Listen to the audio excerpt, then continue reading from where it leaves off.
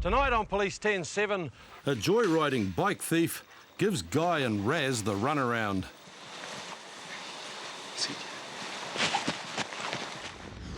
A desperate drunk causes chaos when fleeing the scene of a crime. I had to put my lights on to stop you. You weren't going to stop. And also tonight, an ongoing dispute in Tapo rampages out of control. Did you see the bats they hid? No, we didn't. Okay. What happened? Fucking cunts bashed me out with bats, that's what happened.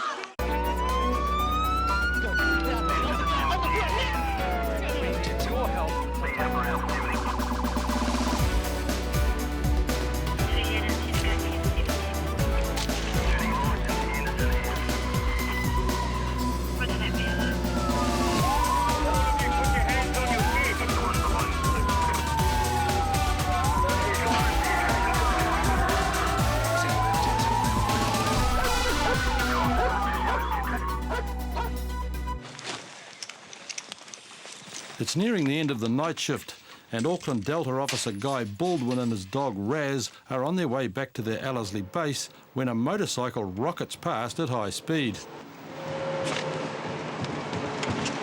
Comstatter.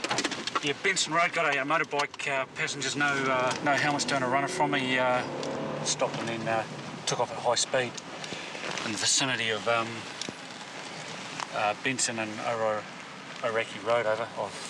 I've lost them. Roger. 10-4? Yeah, Oraki, do you know? I don't know, Scotty. I think I might have been ducked into properties around here. Got around the corner and gone. Copy. EGJ data. Oh, that might be his hat. The 405 Delta. Yeah, any plain car. Just wonder if you make your way to Benson Road. It's quite likely this thing may have just dropped into properties. I just wonder if you could drop into a holding pattern around Oraki, Benson, in case this motorbike pops out again. I have a feeling this thing is close by. I don't think they've actually gone. As other units join the search for the missing bike, a guy comes out of a side street shouting about a crash. 10-4, please. It's the bike Guy's been looking for, and the rider's abandoned his injured passenger to her fate. Okay, where are we? What's the address here? Benson Road. Contamination 24. Oh, okay, there's somebody else riding the bike, you know? Okay, somebody's running away. You stand by, Contamination 24. Go inside, quick!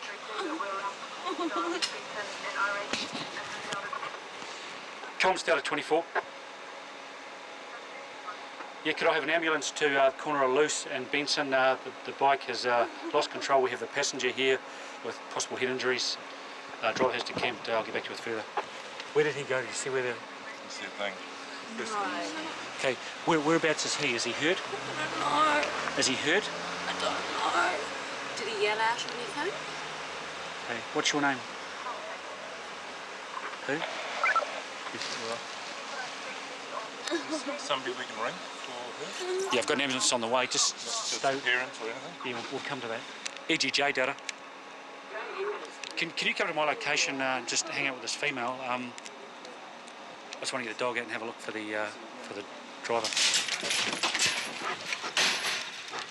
Finally, Guy and Raz get to start their track, and it seems the fleeing rider didn't choose the easiest escape route.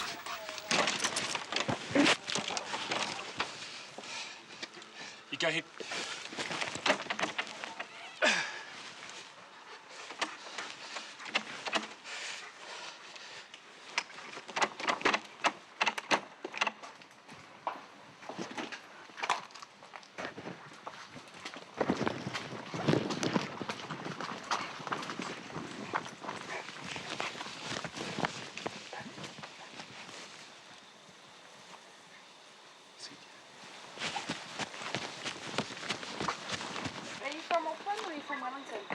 As Raz tries to get a firm fix on the track, police are already investigating the crash, and both rider and passenger are lucky to have escaped alive.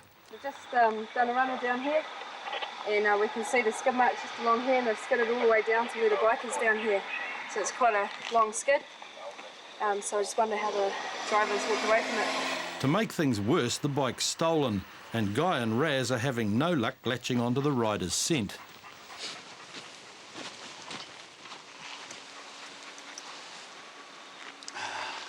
That's me done.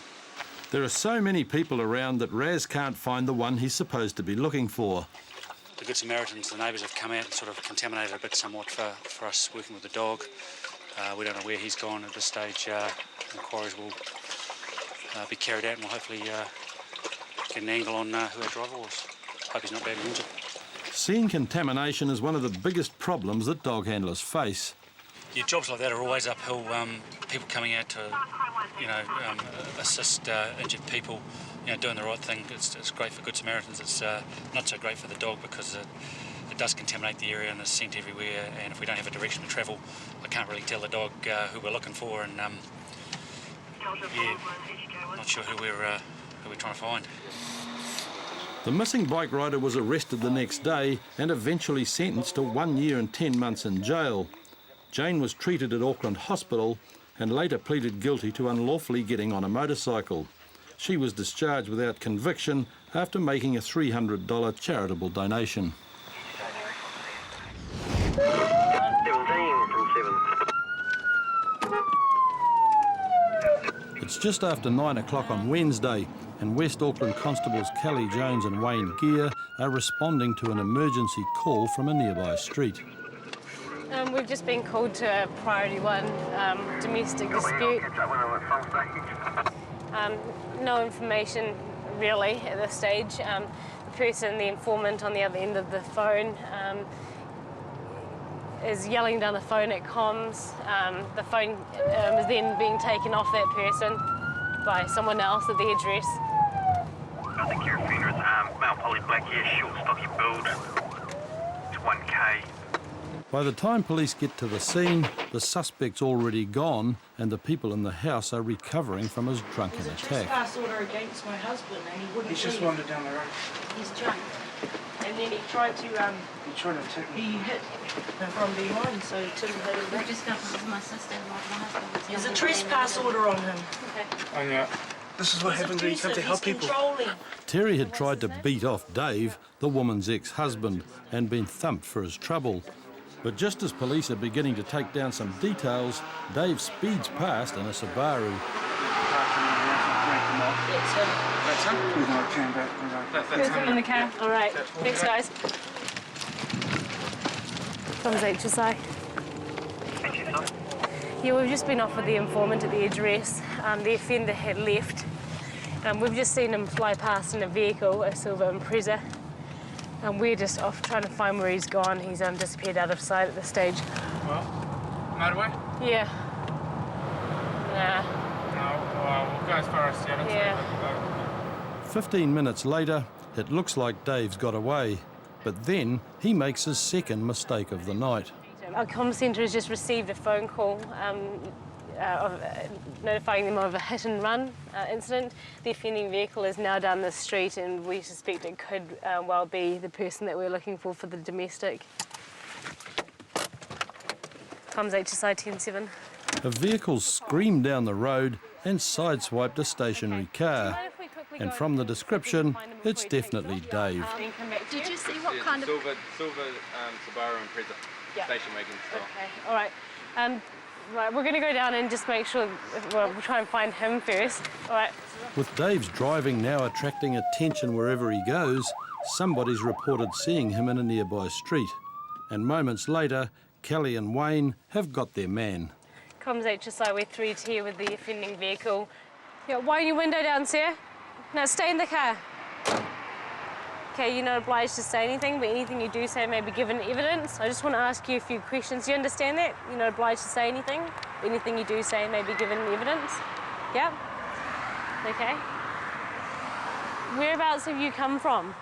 You what? You went to go see your missus. And what? No, because I'm not allowed to go there. You're not allowed to go there. They said you refused to leave. No? Why didn't you stop to talk to the people you'd been in the crash with? I asked you a question. Why didn't you stop to talk to them? No, you weren't. You turned out of the street. I had to put my lights on to stop you. You weren't going to stop.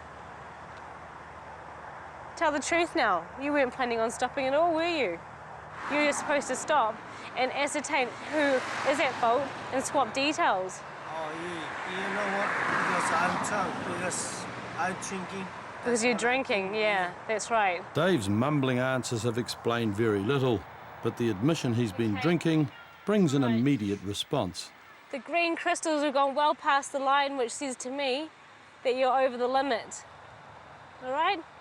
So because that's a fail, okay, now I require you to accompany me to the Henderson Police Station or other such place for the purpose of an evidential breath test, blood test, or both. Do you understand that?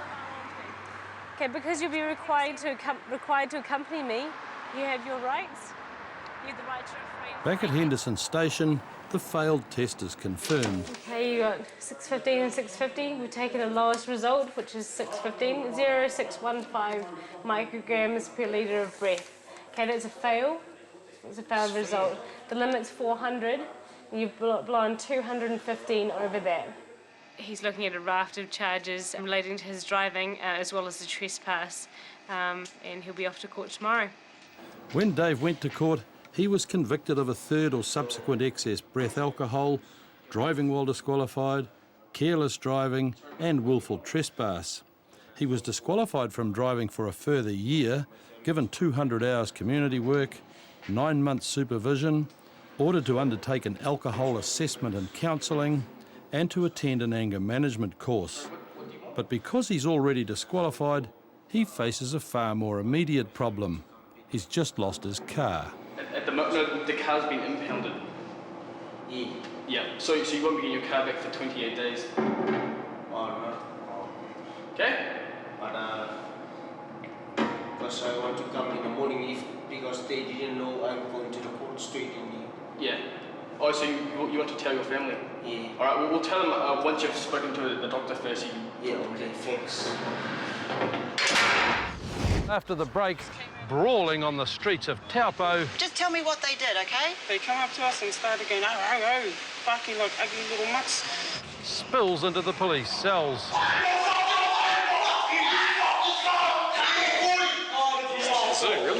Fuck you, walking down bro, cunts making trouble with the little bro over here. Look how big he is. Okay, and they're small cunt. Yeah. That's what they call East Side work. East Side rabbit. Black power shit. Fucking you. Only an hour before, Jimmy had been fighting in the middle of Taupo, and Constable Red Foden had been called to the scene. Well, we've just had a report of 6 youths fighting. It's only 100 yards over here, so I can't really use the sirens because I know we're coming. At the rear of Hellenstein. Currently starting to decamp towards the Starlight Arcade, described as 6 to 18-year-olds, unknown weapons, no descriptions. Just coming past Ian's watch shop. These guys are looking back and trying to get out of the way in a hurry by the looks of it, so these are guys you want. 3 in dark clothing, 2 in red top. With the search for the others continuing, 2 familiar faces emerged from behind some shops and walked straight into Red. What's been happening? Getting on Q3 towards the light. Stay here. Comms, TPQ. Yeah, I have 2 of them outside the Sun Court here shop. Where's the rest of them? Who have you been fighting with? They ran away.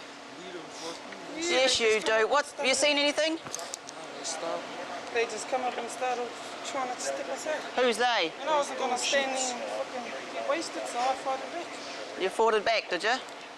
These dog shit motherfuckers just came out of nowhere. What's your language? Well, they did. Just tell me what they did, okay? They come up to us and started going, oh, barking like ugly little mutts. They all the ones down there in red, but they all in a group. All right, come down here. We're going to have a walk, see if we can find them. I'm not going down there. Yeah, you come back. Member down there. I'll protect you. But Brian doesn't have to worry. Police have caught up with the rival group around the corner and have already found cannabis in one of their bags. Roger. Those 2 people that you're off with, who are they and what were they involved with? And they're claiming to be the victims. Oh, you say that like it's absurd. But Acting Sergeant Shane McNally has already had witness confirmation that everybody was fighting. arrest for disorder, okay? Disorder. Disorderly behaviour, man. Oh. Alright? You're Yep. right for phone for making a statement. I'm going to take these two back. Two. Yep. And while Jimmy's taking his arrest in his stride, Brian isn't so happy. You can't help it when someone comes up and starts hitting you. What Yeah, are you you meant to walk do? away. Oh, we work off. Ask all of them. Yeah, we will. They started over here and we walked all the way into there. Then You they could walk away, mate. go on if someone hit a cop there, fucking smash them. That's not a very good thing to say Well, while they you're sitting will. in a police car. Back at the station, Brian's displeasure at everything and everybody is taking him dangerously close to a night in the cells. Yeah, he's never searched like this any other time. Yes, you do, bro. Step back, put your hands up there, mate. We're doing it today. And if you want to get out of here, okay, you need to be in a manner and calm so you can go, okay? We can't have you going back out there and causing another fight. We didn't cause the fight. Well, you're involved in it, mate, okay? What you need to do is calm down and then I can let you go. For you to do that, I need you to fingerprint you. Okay? Sit down here, chill out, fill this out, I'll fingerprint you, photograph you, give you some paper, then you can go. But I'm not going to release you until you're calm. Okay? No, hold, put it down there. You're right, better. Down the corridor, Jimmy's claims of innocence are undermined by the fact that his knuckles are bruised and bloodied. How'd you use your fists? Oh, just... Stick them out here, is it? Turn them over. How'd you do that? Oh, just accident. Now put your hand there. So that wasn't from someone's teeth? No, shouldn't it? Oh, come on. Yeah, it would have been dug in. It's been scraped. Scraped on what? Yeah, the road. Hey? The road. The road. You really think... That hasn't been dug in teeth, has it? Doesn't it? Looks like someone's face, man. Not. Well, was their face bleeding? Hmm. Was it? Yeah. Oh, no. Shoot. I can't even do that. Sit down and be quiet, eh? And we'll process you guys and you're out of here. Back at the desk, Brian's trying to come to terms with the strict conditions of his bail. You need to get out there and you need to hightail it across the park and go home because you're on conditions not to come back into the CBD. Alright? What's CBD? I'll explain it to you, man. It's The in the town The whole centre. of town. Yep. Okay. Except for court. So if you come into court, that's fine. But if you don't, you come into town here, we find you in town this afternoon, you're breaching your bail, okay? You understand? That's not going to stop. We're just going to fight somewhere else, man. That's right. You only can help preventing the problem. Okay, you got 25 cents back in your hat. Sign there, man. We'll print your name the next line down. Please. Oh, even an angry signature. With Brian being escorted out, his mate Paul takes the opportunity to rub salt in the wounds of the rival gang, and pandemonium breaks out.